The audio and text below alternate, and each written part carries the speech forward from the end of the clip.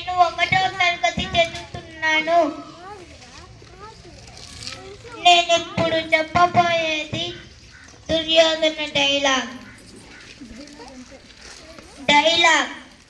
మతం లేదు, గీతం లేదు, మనుషులంతా ఒక్కటేరా, ఈశ్వరుల వేరు కాదు, దేవుడంటే ఒక్కడేరా. అడవిలో మనిషి ఉన్నప్పుడు, అక్షరాలు రానప్పుడు, చదువు సంధ్య నేర్వనప్పుడు, పట్టబాత కట్టనప్పుడు, మతమన్నది లేదప్పుడు, మంచితనం ఉన్నప్పుడు, మధ్యలో మతాన్ని తెచ్చి మనిషి నేల చంపుతావు. ఆవులన్నీ కలుసుంటాయి, పక్షులన్నీ కూడుంటాయి, అడవిలోన పుల్లన్నీ కలిసి మెలిసి కొక్కుంటాయి.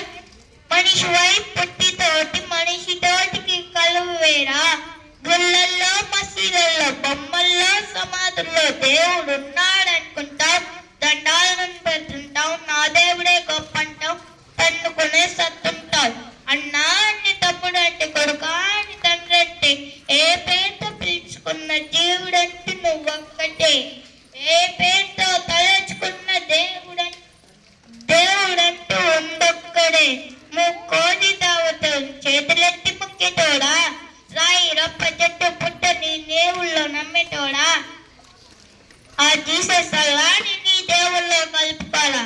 మనిషి కలుగు మతమైతే, మనుగడుకు దిదాలైతే, ఖురాన్ భగవద్గీత జీవన విధానమైతే, ఆ కత్తలు కోలాటమేల నెత్తుడు సంతప్పనేలు. మతం లేదు, గీతం లేదు, మనుషులంతా ఒక్కటేరా, ఈశ్వరుల వేరు కాదు, దేవుడంటే ఒక్కడేరా.